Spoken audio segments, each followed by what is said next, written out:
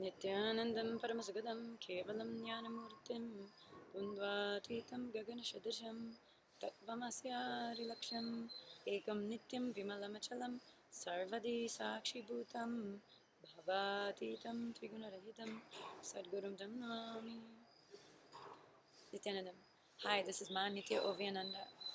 Today I wanted to share some beautiful story that Swamiji gave many years ago, and he's told it a couple times since, and whenever we hear it, it gets to our heart. The story is called The Lion and the Cub. See, this directly relates to being a sannyasi, because I correlate it with that. Because during the lion and the cub story, Swamiji describes how the lion, his mother died during the birth. So this lion was left all alone. Then somehow he got in with some sheep. So a bunch of sheep came by and started playing with him and talking to him, whatever. And he joined them.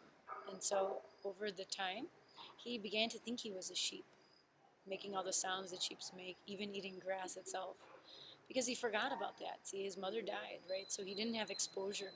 He didn't know what a lion was. Because he looked around him and he saw these fluffy sheep and what they were doing, and he just followed suit. That's what he thought he was and what he was doing, and he had to do.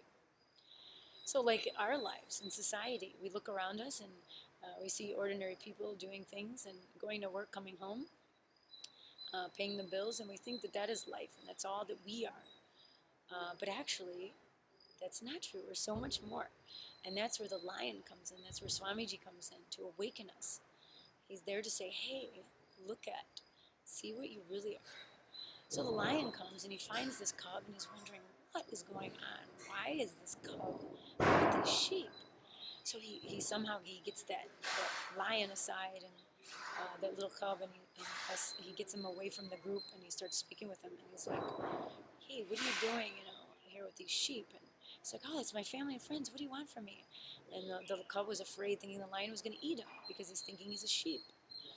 So the lion's talking to him and wondering why he's with these people, and all of this is happening, this drama. So the lion runs off, and so several times this keeps happening where he runs into the lion, and finally he's starting to wonder, there's something about this guy, this lion. There's some truth ringing there. I'm feeling it, and then one day the lion tells him to go look at his reflection in the pond, in the still water. So we always call that the completion method, because we look in the mirror and see our reflection and eventually see the divinity, staring at us. So he sends the cub off, in the night.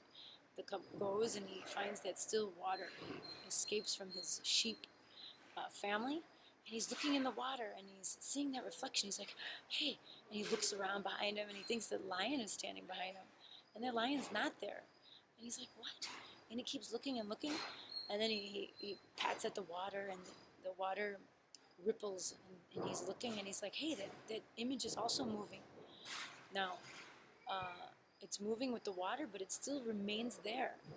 And then he moves like this, and he realizes it's moving the same with him. He's like, could it be?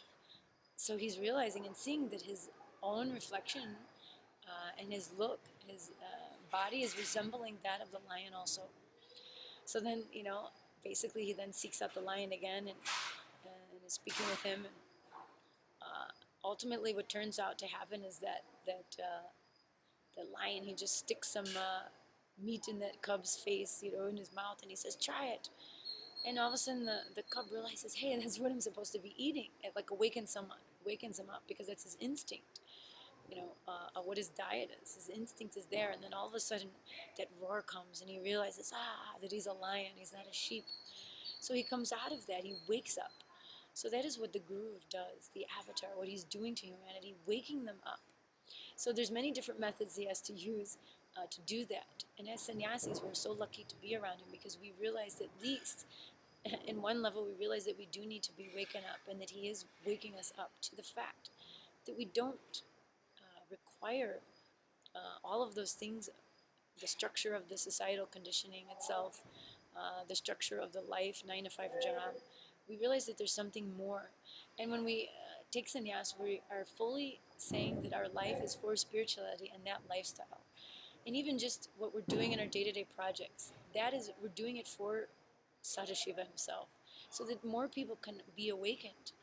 Because how will people ever know about Swamiji if we don't share it? You know, he's in the body, yes. He's all powerful, yes. But he also needs to reach the whole world. So many different methods are being used, from YouTube videos, from us. And we're going to have possibly a ritual. So I'm going to hurry up and cut this short, otherwise you won't hear me. But so many different methods Swamiji is using to reach people, to make them say, hey, there's something more to your life. You are actually a lion. You're not a sheep to be led around by society. So please come to Swamiji, discover that for yourself. Attend any of the programs he's giving.